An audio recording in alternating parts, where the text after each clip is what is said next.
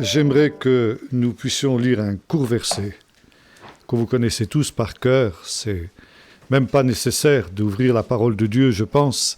C'est le chapitre 1er du livre de la Genèse et le verset 1er. Je pense que vous pouvez tous le réciter par cœur. Au commencement, Dieu créa le ciel et la terre. Voilà. Il y a nombre d'années de cela, je m'entretenais avec un des plus grands spécialistes de la Bible de cette génération, qui malheureusement est décédé maintenant. Il s'agissait du professeur Israël Eldad. Et bien entendu, avec cet homme, nous nous entretenions de la Bible. Et il me demandait, quel est à votre avis le verset biblique le plus important, celui qui résume toute la Bible? Alors j'hésitais, je ne savais pas trop que répondre. Et il m'a dit, c'est le premier verset de la Genèse. Au commencement, Dieu créa le ciel et la terre. Vous avez dans ce verset toute la révélation biblique qui est contenue en essence. Tout d'abord, les sages d'Israël ont fait plusieurs remarques qui nous échappent quand on le lit en français. C'est que ce texte commence par la deuxième lettre de la Bible, de l'alphabet, pardon, la lettre bête.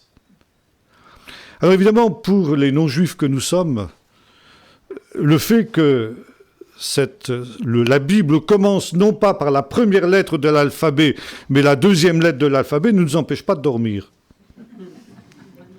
Les sages d'Israël, si. C'est pas normal. La Bible aurait dû commencer par la première lettre de l'alphabet, la lettre Aleph.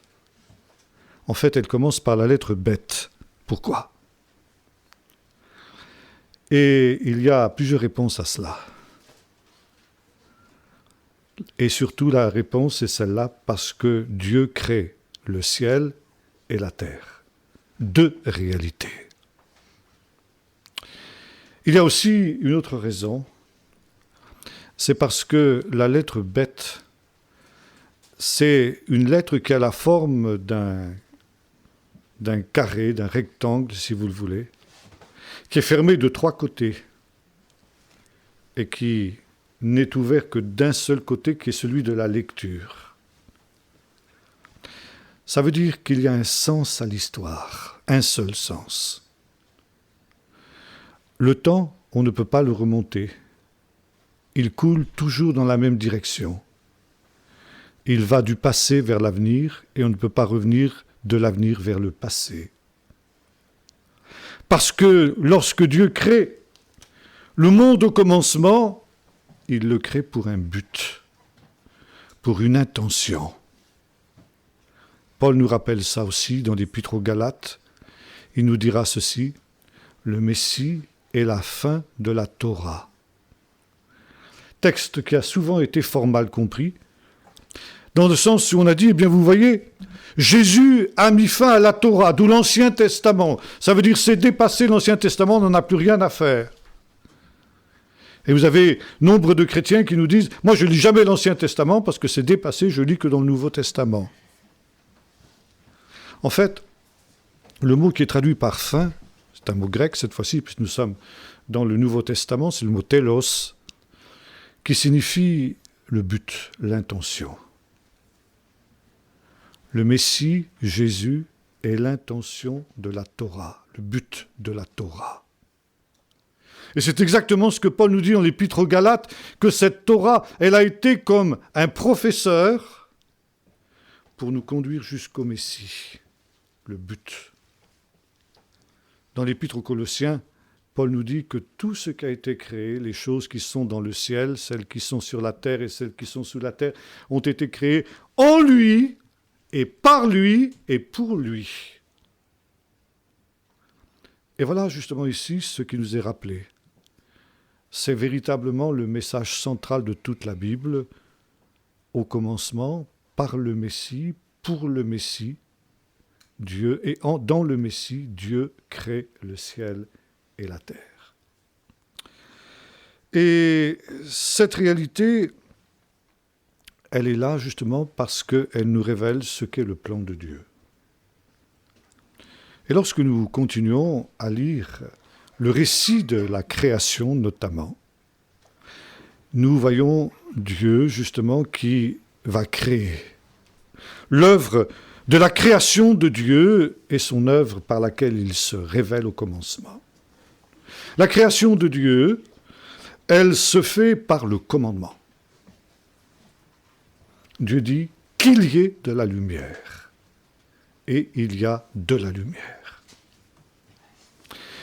Et vous avez dans le récit de la création 10 commandements, 10 paroles créatrices de Dieu. 10 paroles, 10 commandements, qui ne sont pas bien sûr sans rappeler les 10 paroles que l'on appelle le décalogue ou les 10 commandements dans le livre de l'Exode cette fois-ci. Et voyez-vous, dans le temps dans lequel nous vivons, l'idée du commandement, c'est quelque chose de négatif dans l'esprit de la plupart des gens, y compris de la plupart des chrétiens. Après tout, comme nous l'avons dit tout à l'heure, nous ne sommes plus sous la loi, nous sommes sous la grâce. Par conséquent, nous n'avons plus de commandements à respecter. Or, Dieu ordonne, Dieu crée par le commandement. Et le commandement, bien loin d'être quelque chose de négatif, est source de vie. C'est par le commandement que Dieu donne la vie. C'est par le commandement que toutes choses sont possibles. Et lorsque Dieu crée au commencement, il y a de nombreuses possibilités, limitées certes, mais qui sont là. Et Dieu crée par le commandement, et vous savez, il y a ce texte où il nous est dit qu'il y avait des ténèbres à la surface de l'abîme, et l'Esprit de l'Éternel voletait au-dessus des eaux, comme un oiseau. Et alors Dieu dit qu'il y ait de la lumière. Et là, nous voyons justement ce que nous rappelait l'apôtre Paul quand il nous disait que le Messie est l'intention, le but, la destinée de la parole, la destinée de la Torah. Parce que les sages d'Israël ont fait une remarque. C'est que la parole est créée, la lumière est créée le premier jour, mais les sources de la lumière, le soleil, la lune, les étoiles, ne sont créées qu'au 4e jour. Alors, il y a une question qui se pose. Mais d'où venait cette lumière alors qu'il n'y avait pas de source de lumière? Et alors, il est aussi question de l'Esprit de Dieu. Les sages d'Israël ont dit il y a plusieurs choses qui existent avant la création du monde. La Torah d'abord. Parce que la Torah est aussi le modèle par lequel Dieu a fait le monde, puisqu'il a fait le monde par 10 paroles, comme il a créé le peuple d'Israël par 10 paroles, les 10 commandements. Par conséquent, le peuple d'Israël existait au travers de la Torah dans l'Esprit de Dieu de toute éternité. Et puis il y avait une deuxième chose qui existait avant la création du monde, l'Esprit de Dieu et l'Esprit du Messie, et enfin le Messie lui-même. 3 réalités qui existaient avant le commencement. Et on fait une assimilation ici avec le récit du déluge, puisque le déluge n'est rien d'autre qu'un retour au chaos primitif, quand les eaux qui avaient été séparées par Dieu sont revenues sur la surface de la terre. Et lorsque le sec apparaît, à la fin du déluge, Noé envoie la colombe, vous vous en souvenez? La colombe qui est l'image du Saint-Esprit. Et la colombe ne trouve pas un lieu pour reposer la plante de son pied. Et ce n'est qu'au bout de quelque temps que la colombe revient en emportant dans son bec un rameau d'olivier. Et l'olivier, c'est ce que les sages appellent l'arbre de lumière. Pourquoi l'arbre de lumière? Parce que c'est avec le fruit de l'olivier que l'on fabrique l'huile, avec lesquelles on allumait les lampes anciennes. On mettait de l'huile dans les lampes et on allumait. C'est de l'Esprit de Dieu. C'est de l'olivier que venait la lumière. Et c'est pourquoi l'olivier, qui est justement l'image de cet arbre qui donne l'huile par laquelle on allume la lampe, c'est-à-dire justement le Saint-Esprit qui est symbolisé par de l'huile et qui est aussi symbolisé par la colombe. Et on conclut que l'Esprit de Dieu existait de toute éternité et l'Esprit de Dieu est ce qui apporte la lumière au monde. Comme la colombe a apporté la lumière à Noé quand elle a ramené le rameau d'olivier dans l'arche, de la même manière, l'Esprit de Dieu est la réalité qui amènera la lumière au monde, qui amène la lumière au monde dès maintenant et à toujours.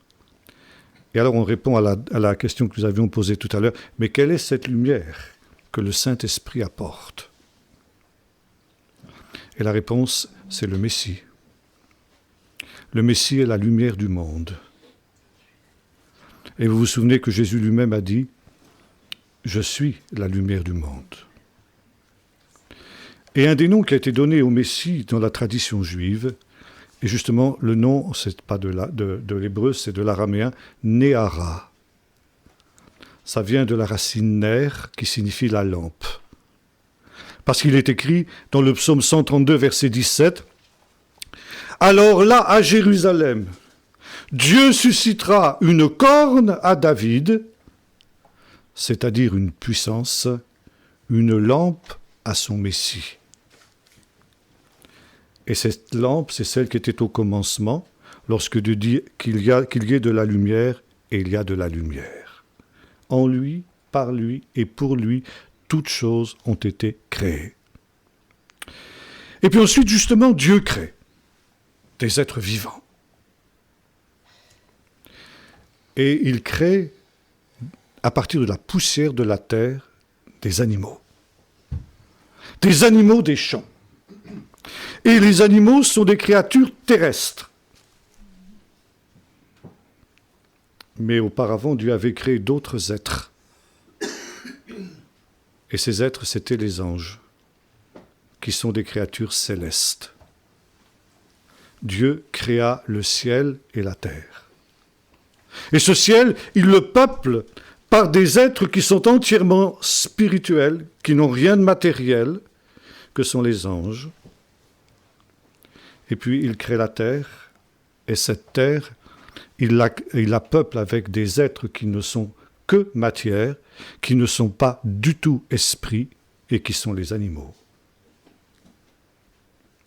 Mais ce ciel et cette terre, Dieu veut les unifier, Dieu veut les unir. Et c'est la raison pour laquelle, à la fin de cette œuvre de la création, il dit maintenant que j'ai créé les anges et les animaux, je vais créer un être qui va être le trait d'union entre le ciel et la terre. Et Dieu dit, faisons l'homme à notre image, à notre ressemblance. Et voilà, l'homme, l'être humain, est un être tout à fait particulier. Il est d'abord de la terre.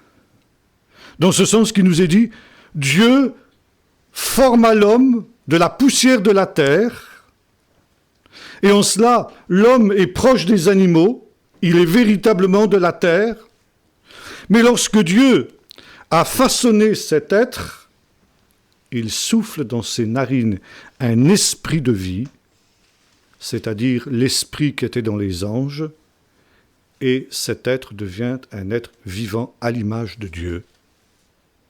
Les animaux ne sont pas à l'image de Dieu, parce qu'ils sont uniquement de la terre. L'homme est à l'image de Dieu, parce que justement, il a l'esprit de Dieu en lui. Un psaume dira ceci, parlant de l'homme, « Qu'est-ce que l'homme pour que tu te souviennes de lui, et le fils de l'homme pour que tu prennes garde à lui? Tu l'as créé un petit peu inférieur aux anges. » Et ainsi, la vocation de l'homme au commencement, cette créature, qui est à la fois de la terre et du ciel, c'est d'unifier le ciel et la terre que Dieu a créé au commencement. L'homme n'est pas tout à fait un ange et il n'est pas tout à fait un animal. Il est intermédiaire entre ces deux créations de Dieu, celle du ciel et celle de la terre. Avant d'aller plus loin, je voudrais revenir aussi sur cette idée que nous trouvons dans ce récit de la création. Dieu fait l'homme à son image. Qu'est-ce à dire? En quoi l'homme est-il image de Dieu? Alors, il y a ici quelque chose, une notion très importante sur laquelle je voudrais insister fortement. Qu'est-ce qu'est Dieu? Le Dieu de la Bible.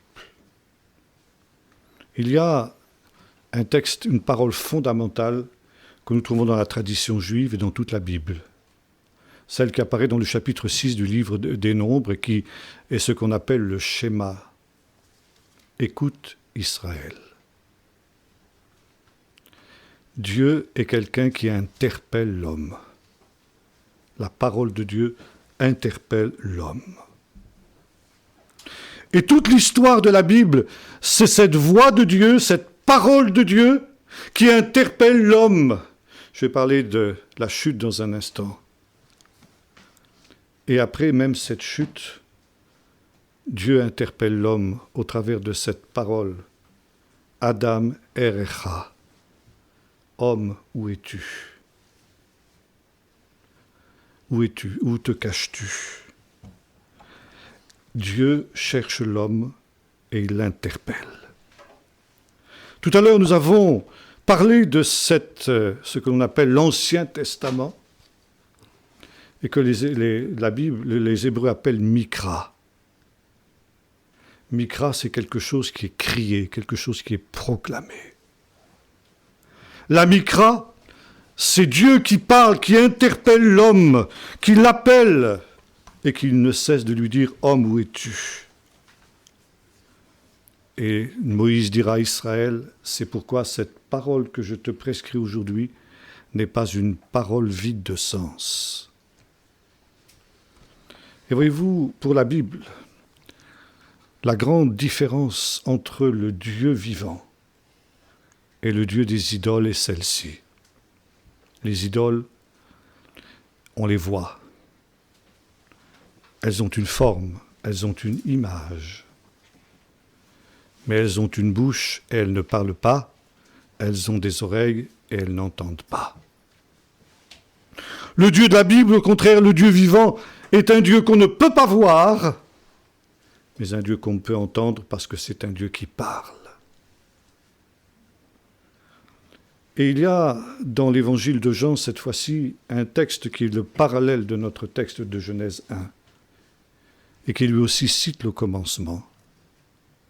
Au commencement était la parole, et la parole était avec Dieu, et la parole était Dieu. Dieu est donc parole. Dieu est un être qui parle. Dieu est un être qui communique et avec lequel on peut avoir une relation, une communication, une communion. Et c'est en cela que l'homme est l'image de Dieu, parce que c'est aussi un être qui parle. Les animaux ne parlent pas. L'homme parle parce qu'il est l'image de Dieu. Et ce faisant, il peut parler à Dieu. Et la chute, le péché de l'homme, le péché dans lequel le serpent l'incite, c'est justement de revenir non pas à ce qui est du ciel, puisque dans le ciel retentit la parole de Dieu. Cette parole créatrice dont nous avons parlé et par lequel les mondes ont été faits, mais il veut un Dieu qu'il puisse voir. Comme lors du péché du veau d'or, lorsque le peuple d'Israël dit « Fais-nous un Dieu que nous puissions voir, qui marche devant nous ». Et c'est toujours la tentation de l'homme, y compris la tentation de l'Église du XXIe siècle, et peut-être sa tentation plus que jamais. Le Dieu qui avait dit, et c'est le deuxième des commandements, « Tu ne feras pas d'image, tu ne feras pas de représentation des choses célestes. » Et l'homme a toujours voulu faire des images de Dieu. Les églises chrétiennes sont bourrées d'images. Et ce ne sont pas seulement les églises catholiques ou orthodoxes qui sont bourrées d'images, mais nos églises évangéliques commencent à l'être aussi.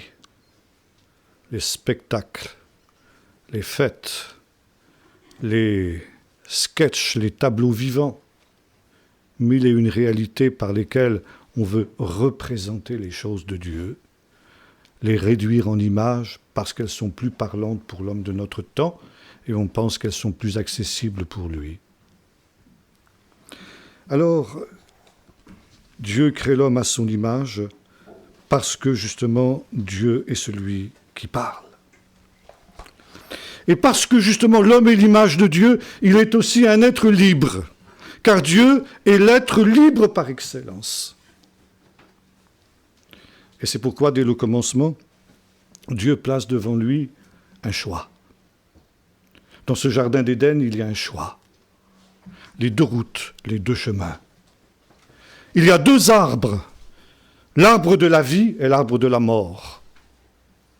L'arbre de la mort, l'arbre de la connaissance du bien et du mal, car Dieu dit, le jour où tu mangeras du fruit de cet arbre, tu mourras. Et Dieu dit, choisis. Choisis entre ces deux voies, la voie de la vie et la voie de la mort. Et voilà, nous dit le texte de la Genèse, vient vers l'homme, ou plus exactement vers la femme, un animal terrestre, le serpent. L'animal qui était une bête, un animal, un être terrestre, tellement terrestre qu'il se vautre dans la poussière d'où il a été tiré. Et cet être est le plus rusé de tous les animaux des champs, des animaux de la terre que l'homme a fait. Et cet être de la terre dit, voilà, Dieu a mis un choix devant vous, choisir le ciel ou choisir la terre. Et dès le commencement, ce choix se trouve devant l'homme, où il choisit le ciel, ou il choisit la terre. Et sous l'incitation du serpent, animal de la terre, il choisit la terre. Et il se révolte contre le ciel. C'est le péché. Et dans ce péché, l'être humain qui avait pour vocation, nous l'avons dit tout à l'heure, d'être ce trait d'union entre le ciel et la terre, de réconcilier le ciel et la terre, voilà qu'il va provoquer cette brisure dans la création de Dieu. Et toute la création, nous dira Paul dans l'Épître aux Romains, chapitre 8, va être soumise à la vanité, non pas de son propre gré, mais à cause de l'homme qui a soumis cette création à la vanité, avec toutefois cette espérance qu'un jour elle échappera à cette vanité pour avoir part à la glorieuse liberté des enfants de Dieu. Et Dieu prononce un jugement. Il prononce un jugement sur le serpent. Bête de la terre, tu mangeras de la poussière de la terre tous les jours de ta vie. Quant à toi, homme, puisque tu as choisi de n'être que de la terre, eh bien un jour tu retourneras à la poussière dont tu as été tiré. Et là, c'est tout le drame de notre humanité. L'homme de toutes les générations refait toujours ce choix, être de la terre et se couper du ciel. L'homme moderne veut descendre du singe. Il veut être le résultat d'une évolution qui part des animaux les plus simples pour évoluer vers les plus complexes. Ça veut dire qu'il ne veut être rien d'autre qu'un animal un petit peu plus compliqué que les autres, un petit peu plus perfectionné que les autres.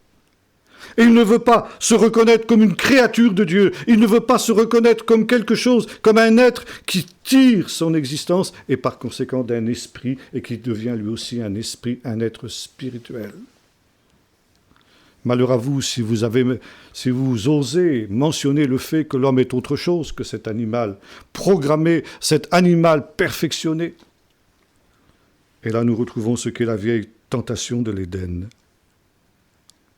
Et en même temps, en prenant son autonomie, en se déclarant comme Dieu, l'homme va donner libre cours à sa puissance, mais aussi à son orgueil et à son péché.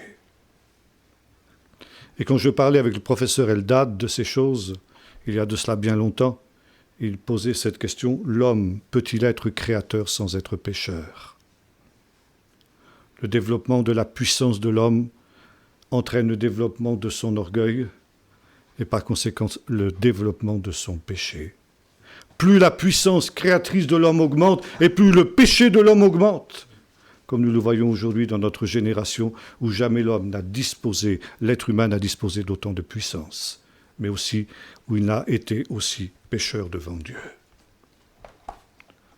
Et comme je le disais tout à l'heure, Dieu ne prend pas son parti de cette rupture entre le ciel et la terre. Et c'est justement cet appel que nous rappelions tout à l'heure, où Dieu dit à l'homme, « Homme, où es-tu » Et Dieu va essayer justement de réparer cette brisure du monde, cette brisure entre le ciel et la terre. La première tentative de Dieu pour résoudre ce problème, c'est d'envoyer les anges. Des anges qui prennent des formes humaines. Et le livre de la Genèse nous montre ce drame. Ces anges eux-mêmes vont se laisser corrompre. Ils vont aller vers les filles des hommes. Et ils vont devenir ce que la Bible appelle des néphilim. Ça veut dire des êtres déchus, des êtres tombés. Au lieu d'être ceux justement qui ont réunifié le ciel et la terre, ils sont ceux qui ont accentué encore davantage cette brisure. Et puis finalement, l'homme lui-même sent bien qu'il y a quelque chose qui ne va pas dans cette brisure entre le ciel et la terre. Et après le déluge, l'humanité construit Babel. Babel, la ville des hommes, le paradis des hommes, le paradis que les hommes essayent de construire et qu'ils essayent de construire à chaque génération.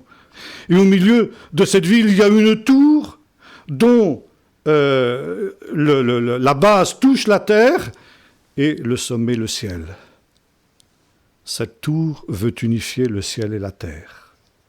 L'homme veut réparer justement par sa technique, par sa force, par sa puissance, cette brisure du monde. Et voilà, le récit de la Genèse nous enseigne que les bâtiments n'unissent pas le ciel et la terre. C'est une tentative qui avorte, c'est une tentative qui est sans effet. Et finalement, il n'y a que la parole qui permet d'unifier le ciel et la terre. Et même la parole de l'homme n'est pas sans effet sur le monde d'en haut. Une parole humaine, quand elle s'identifie avec la parole de Dieu, devient aussi créatrice et libératrice, à l'image de Dieu dans l'homme, comme nous l'avons dit tout à l'heure. Et voilà, Dieu ne prend pas son parti de ce nouvel échec après Babel. Et il va appeler Abraham, dont nous parlions il y a quelques jours. Abraham, l'homme qui va monter, une montée spirituelle, une remontée spirituelle de l'humanité depuis cet abîme de déchéance dans laquelle elle est tombée et qu'il culmine avec cette génération de Babel. Et nous avons vu que le mot-clé de toute la Bible, nous en avons parlé le premier soir, c'est celui-ci, si quelqu'un appartient au peuple de Dieu, que l'Éternel soit avec lui et qu'il monte. Et Abraham est le premier qui va entreprendre cette montée, ce pèlerinage spirituel.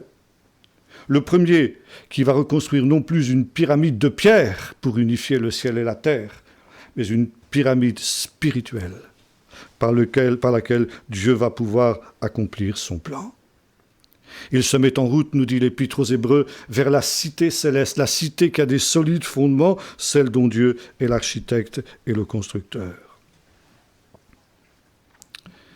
Et puis, nous retrouvons Jacob. Jacob qui lui aussi a cette extraordinaire vision de Bethel. Et cette pyramide de pierre que les hommes de Babel ont essayé de créer pour réunifier le ciel et la terre, eh bien c'est Dieu qui la révèle à Jacob.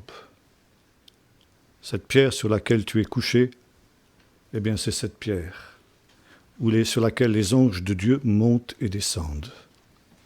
Là, à cause de cette vocation que j'ai adressée à ton grand-père Abraham, à ton père Isaac et maintenant à toi, et que j'accomplirai au travers de tous tes descendants, eh bien, cette vocation, c'est qu'au dernier jour, il y aura cette échelle où les anges de Dieu monteront et descendront, et où le ciel et la terre seront unis, seront enfin réunifiés. Et plus tard, Jésus dira à la Samaritaine, « Le salut vient des Juifs ». Cette vision de l'échelle nous rappelle ce qu'est la vocation d'Israël. Israël est ce peuple mis à part, descendant des patriarches d'Abraham, Isaac et Jacob, qui a pour mission justement de réunifier le ciel et la terre. Et c'est pourquoi il y a cette montée vers ce lieu, vers ce pays, sur lequel dira Moïse, le Seigneur a les yeux ouverts du commencement à la fin de l'année, celui où il se révèle, où il se manifeste, où la puissance de Dieu, la puissance du ciel descend sur la terre pour aller vers toutes les nations. Et puis, c'est le Sinaï dont nous parlions ce matin pour ceux qui étaient avec nous à Orbe, où le Seigneur donne l'esprit à son peuple d'Israël, l'anime par cette Torah, par laquelle justement il va essayer de ramener le monde à la situation de l'Éden. Et puis enfin, il y a David. David, l'homme au psaume, celui qui, par ses chants, par sa parole, manifeste d'une part la brisure du monde, qui commence avec le psaume 1er, et le psaume 2, qui souvent n'en forme qu'un dans la tradition juive, un monde brisé entre ces deux camps, entre la voie des justes et la voie des pécheurs, la voie des justes qui mène à la vie, la voie des pécheurs qui mène à la perdition, et qui se termine par ces 3 derniers psaumes du psautier qui sont des hymnes de victoire. Louez-le, toute la création. Psaume 148. Louez-le, montagne, vallée, collines, mer. Comment des êtres inanimés peuvent-ils louer le Seigneur? Louez-le, les animaux que Dieu a créés, les animaux des champs, les animaux du ciel, les animaux qui sont dans la mer. Ces animaux justement qui sont dénués de parole, ces animaux qui ne sont que de la terre. Et voilà que ces animaux, comme la créature inanimée, la création inanimée, sont invités à louer l'Éternel. Louez-le ensuite, bien sûr, vous toutes les nations. Louez-le, jeunes gens, vieillards, jeunes filles, peuple nombreux. Et c'est le psaume 150. Louez-le avec toutes sortes d'instruments de musique, que tous ceux qui respirent louent l'Éternel. Louez l'Éternel. Nous partons d'un monde brisé, d'un monde divisé entre le ciel et la terre qui sont en conflit depuis la chute de l'homme. Et à la fin du livre des psaumes, où apparaît la figure du Messie qui réconcilie toutes choses avec lui-même, dira l'apôtre Paul dans l'Épître aux Colossiens, nous retrouvons un monde réconcilié. Le ciel et la terre ont été réconciliés. Et même ces créatures terrestres, animaux dont nous avons parlé, qui sont justement uniquement des bêtes de la terre, sont associés à cette louange de toute la création qui, d'une manière ou d'une autre, loue l'Éternel, parce que en Jésus, le ciel et la terre se sont rencontrés. Et là, justement, nous arrivons à un autre point très important. Nous avons vu que la première création de l'homme est un échec. Le premier Adam choisit la terre contre le ciel. Il rejette sa vocation d'être ce trait d'union entre le ciel et la terre, et il se révolte contre le ciel au nom de la terre. Il conduit toute la révolte de la création terrestre contre Dieu. Alors, Dieu envoie, lorsque les temps sont accomplis, à la fin des temps, dira l'apôtre, un deuxième Adam, le Messie, Jésus. Ce fils de David qui avait anticipé cette victoire, qui avait anticipé cette réconciliation entre le ciel et la terre. Et le second Adam va recevoir la vocation du premier. Le premier Adam avait pour vocation, nous l'avons vu, d'unifier, de réconcilier le ciel et la terre.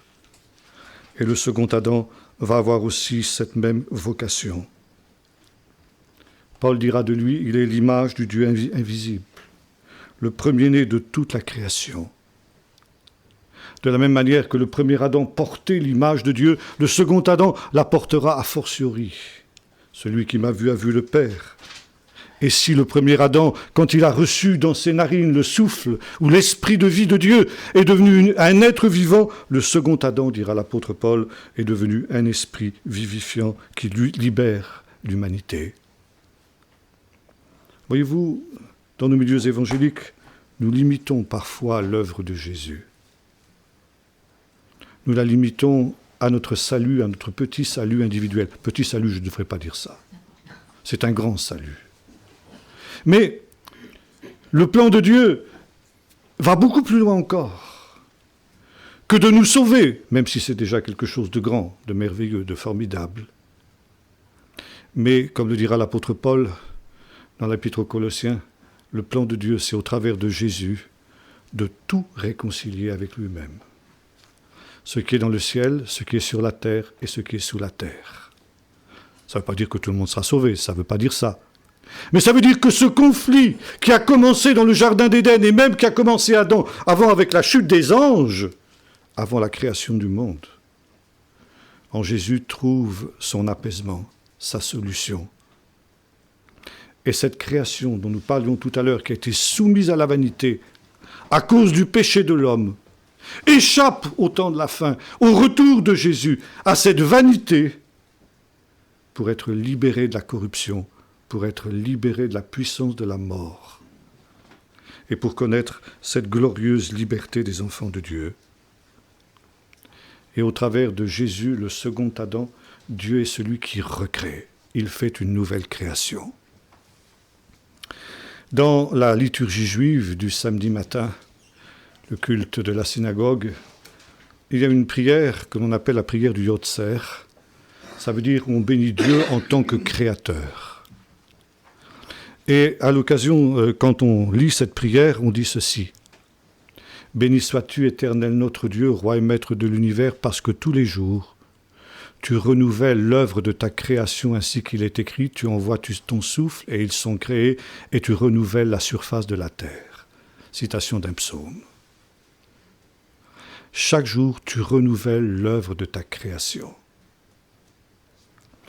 Et lorsque Nicodème est venu vers Jésus, et que Jésus lui a dit, il faut que vous naissiez de nouveau.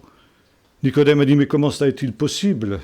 Comment un homme peut-il rentrer dans le sein de sa mère quand il est vu et naître de nouveau ? Je lui dis, mais enfin, tu es docteur Israël, tu ne connais pas ces choses. Tu le dis tous les matins, tous les samedis matins dans la synagogue. Tu dis tous les jours, Seigneur, tu renouvelles l'œuvre de ta création. Et voilà, nous dira l'apôtre Paul, Jésus, le second Adam est le prototype d'une humanité nouvelle. Et au travers de Jésus, le Seigneur veut modeler tous les hommes qui ont cru en lui pour reproduire l'image de Jésus en eux. C'est à cela que nous sommes appelés. Pour qu'à notre tour, nous retrouvions la vocation du premier Adam au commencement, être ces liens entre le ciel et la terre, être ceux qui réconcilient le ciel et la terre dans le Seigneur. Et c'est la vocation du disciple. Qu'est-ce que c'est qu'un disciple ? C'est une des notions les plus méconnues, et ça c'est la tragédie justement du christianisme. On accepte des gens qui sont sauvés, qui naissent de nouveau, mais nous n'acceptons pas d'être des disciples. Des disciples, littéralement, ce sont ceux qui sont construits, que le Seigneur construit et qu'il construit par sa parole.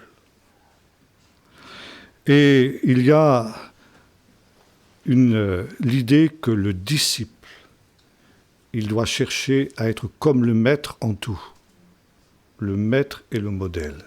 Reproduire dans sa vie l'image du maître. Ce qu'il a vu ce qu'il a vu faire à son maître, il doit le pratiquer, il doit le réaliser. Et Jésus a dit, vous ferez de toutes les nations des disciples. Jésus était le Fils, et les disciples sont considérés aussi comme des fils. Il y a un texte dans le Talmud qui dit ceci, celui qui enseigne à son prochain une parole de l'Écriture, c'est considéré comme s'il avait lui-même engendré ce Fils. Et voyez-vous, la parole de Dieu nous fait naître à la vie céleste, à la vie d'en haut. Jésus est le Fils, parce que justement il est aussi le disciple. Tous les matins, dira-t-il dans le chapitre 50 du prophète Ésaïe, il éveille mon oreille pour que j'écoute comme écoute des disciples. Écoute Israël. Est-ce que tu écoutes la parole qui sort de la bouche de Dieu pour la mettre en pratique, pour l'imiter? Ainsi le Père, ainsi le Fils. C'est ce parallélisme que nous trouvons dans l'Écriture. Et Jésus dira à ce même Nicodème, si vous ne croyez pas quand je vous parle des choses terrestres, comment croirez-vous quand je vous parlerai des choses célestes? Bien souvent, nous nous attachons aux choses terrestres, mais nous ne nous intéressons pas aux choses célestes. Et Jésus parle des choses célestes avec les mots de la terre. Et très souvent, il y a incompréhension. Jésus parle à la Samaritaine de l'eau qu'il va lui donner, et elle pense l'eau du puits, et Jésus parle d'une autre eau. À ses disciples, il parle du pain, de la moisson, et les disciples pensent le pain de la terre. Et Jésus fait allusion au pain céleste. Et l'être humain, parce qu'il est de la terre, ne comprend pas. Pour pouvoir comprendre les choses, les mystères du royaume des cieux, il faut naître de l'esprit, dira Jésus à Nicodème.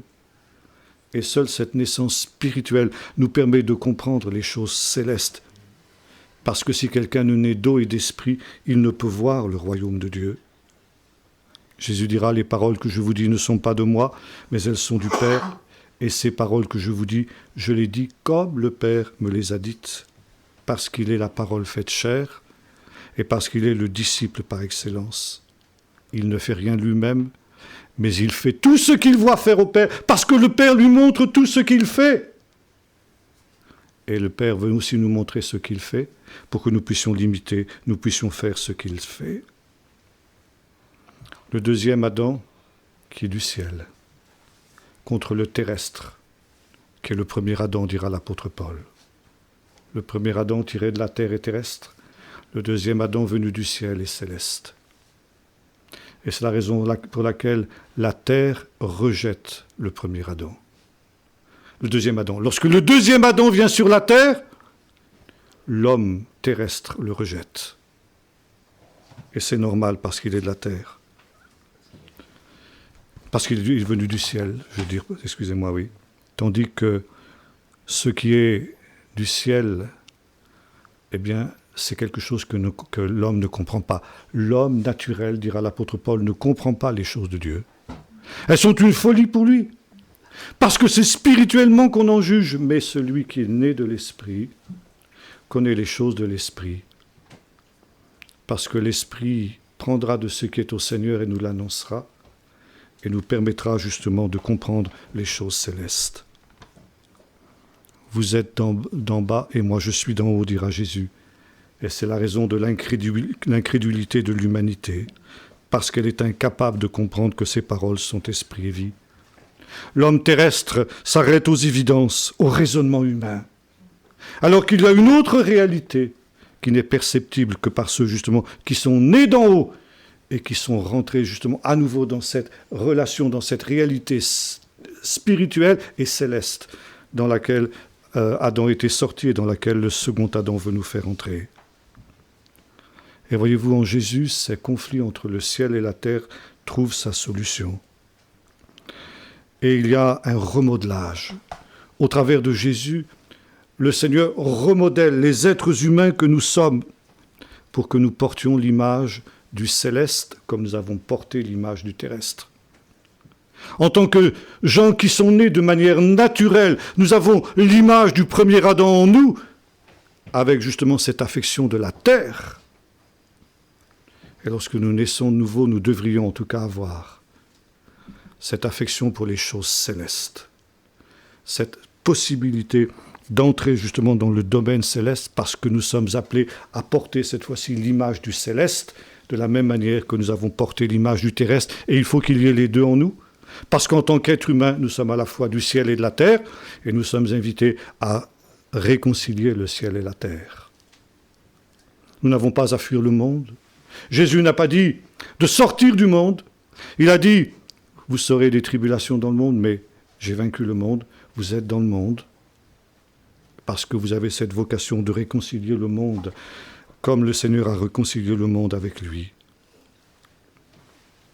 Je termine en citant cette parole du serpent. Prenez, mangez le fruit de la mort. Prenez, mangez, c'est la mort.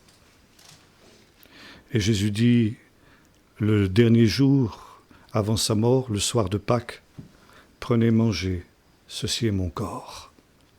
Et c'est la vie. Non pas seulement manger matériellement, et Paul nous rappelle cela quand il parle de la Sainte Seine, mais manger spirituellement le pain qui vient du ciel. Entrer dans cette autre dimension dont Jésus dit, ce n'est plus moi qui, plutôt c'est Paul qui dit, ce n'est plus moi qui vis, c'est Christ qui vit en moi, car l'homme ne vivra pas seulement de pain, mais il vivra de toute parole qui sort de la bouche de Dieu. Jésus dit aussi, prenez mon joug et apprenez de moi. Il y a un apprentissage nécessaire, et c'est ça la condition du disciple. Être celui qui apprend. Apprendre, c'est aussi prendre. Écoute Israël. Écoute, peuple de Dieu. Tous les jours, il éveille mon oreille pour que j'écoute comme écoutent les disciples. Le disciple, c'est celui qui écoute. Et Paul dira ceci, si tu confesses de ta bouche et si tu crois dans ton cœur. Car tu ne diras pas de cette parole qui montera au ciel pour me l'apporter, ou qui descendra dans le séjour des morts pour l'en faire remonter. Car voici cette parole, elle est près de toi, dans ta bouche et dans ton cœur. Ce n'est pas une réalité qui est hors de ta portée. Si tu confesses de ta bouche et si tu crois que Jésus est ressuscité des morts, cette parole, elle devient accessible. Ce n'est plus quelque chose qui est éloigné. Cette parole, elle sera dans ta bouche et elle sera dans ton cœur. Homme, où es-tu ? Dieu cherche. Et il dit, écoutez, et votre âme vivra. Et alors vous vous rassasirez de mes succulents. Venez goûter, mangez, voyez combien l'Éternel est bon. Et c'est justement à cela que nous sommes appelés, en attendant ce jour où, alors, les anges de Dieu monteront sur le Fils de l'homme, et nous verrons les anges de Dieu monter et descendre sur le Fils de l'homme, comme Nathanaël l'avait vu. Quand, lors de cette descente du Fils de l'homme au dernier jour sur le mont des Oliviers, le ciel et la terre seront définitivement réconciliés, où la vanité à laquelle la création a été soumise disparaîtra, où le loup habitera avec l'agneau, où la vache et l'ours mangeront du fourrage tous ensemble, et l'enfant sevré jouera avec le serpent venimeux, le serpent de l'Éden. Même cette bête des champs qui a été à l'origine de la chute de l'homme aura perdu son caractère négatif. Elle aussi entrera dans cette grande réconciliation. Et cet enfant, ce nourrisson qui n'est pas sans évoquer le fils de la femme dont il est question dans le Protévangile, chapitre 3, versets 16 et 17 de la Genèse, cet enfant-là jouera avec ce serpent avec lequel il sera enfin réconcilié après qu'il y ait eu inimitié entre cet enfant et puis le serpent qui lui aura blessé le talon. Toute la création sera réconciliée. Alors s'accomplira cette parole du psaume 150, louez-le, avec toutes sortes d'instruments de musique. Louez-le avec les cymbales sonores, louez-le avec la flûte, avec le hautbois, louez-le avec la trompette. Que tout ce qui respire loue l'Éternel. Louez l'Éternel, alléluia. dans un monde réconcilié par le Messie, le second Adam, qui a accompli la vocation de l'homme au commencement, réconcilier le ciel et la terre, par ceux qui sont devenus ses frères, de sorte qu'après avoir été le Fils unique, il est devenu le premier-né d'une multitude de frères qui sont entrés dans cette même vocation, selon qu'il est écrit, la justice et la vérité se sont rencontrées, la grâce et la paix se sont embrassées, et même la justice germe de la terre, par l'œuvre du Messie, par l'œuvre de Jésus, et par ceux dont il n'a pas honte, qui n'a pas honte d'être appelés ses frères, ceux auxquels il a préparé une cité, la nouvelle Jérusalem qui descendra du ciel au dernier jour pour s'unir à la terre, quand enfin le ciel et la terre, divisés au commencement, seront enfin réconciliés, et où Dieu sera un tout en tous. Prions maintenant. Seigneur notre Dieu, nous te remercions pour la vocation merveilleuse qui nous a été adressée, pour ce plan merveilleux, Seigneur, que tu as eu dès les origines. Et nous te remercions, Seigneur, que malgré les ruses de l'adversaire, malgré la rébellion qui fut celle de nos pères et qui est aussi la nôtre à toutes les générations, malgré tout, et envers et contre tout, tu as accompli ce plan. Et que quand les temps ont été accomplis, tu as envoyé ton Fils né d'une femme, né sous la Torah, pour réconcilier toutes choses avec toi-même et pour faire échapper le ciel et la terre à la malédiction à laquelle le péché l'a soumis. Seigneur, nous aussi, comme le dira l'apôtre, nous qui sommes nés par l'Esprit de Dieu, qui avons été réconciliés avec toi, et qui par conséquent avons été réconciliés avec le ciel au nom de la terre. Seigneur, nous soupirons en attendant l'adoption de notre corps, désirant abandonner ce corps terrestre pour revêtir un corps spirituel, un corps céleste, afin que nous puissions briller pour l'éternité, Seigneur, comme des flambeaux dans cette nouvelle Jérusalem qui descendra du ciel sur la terre nouvelle que tu prépares. Seigneur, merci parce que nous attendons ce ciel nouveau et cette terre nouvelle où la justice habitera, celui dont l'agneau sera la lampe et le flambeau, en sorte qu'il n'y aura plus besoin de lune, il n'y aura plus de soleil, il n'y aura plus besoin d'étoiles, mais que toi-même, Seigneur, tu seras la lumière pour l'éternité. Seigneur, permets que nous puissions remplir cette vocation, et pour cela, Seigneur, construis-nous, bâtis-nous comme des disciples. Seigneur, édifie-nous par ta parole, que ta parole habite en nous, que nous soyons ces disciples qui chaque matin écoutent la parole qui sort de la bouche de leur maître, pour l'imiter, pour la mettre en pratique, pour la réaliser. Seigneur, nous voulons te dire, comme tu disais toi-même, quand tu disais que ton pain, ta nourriture était de faire la volonté de ton Père, donne-nous aussi, Seigneur, d'avoir faim de ce pain-là, et d'être de ceux, Seigneur, qui souhaitent, dans les imperfections qui sont les nôtres, imiter notre Père, être véritablement les enfants de notre Père, et nous aussi, Seigneur, de pouvoir faire ta volonté, d'accomplir ton œuvre, que ce soit le pain du ciel, que tu nous donnes tous les jours à manger, ce pain qui est vie, ce pain dont tu as dit, prenez, mangez, et vous vivrez éternellement. Donne-nous toujours de ce pain, Seigneur, afin que, unifiant le ciel et la terre, un jour, Seigneur, nous puissions être de ceux qui sont associés à la gloire du Messie quand il viendra sur la terre, pour établir son règne de justice et de paix, pour que justice et vérité se rencontrent, pour que grâce et paix s'embrassent. Nous te le demandons au nom de Jésus. Amen.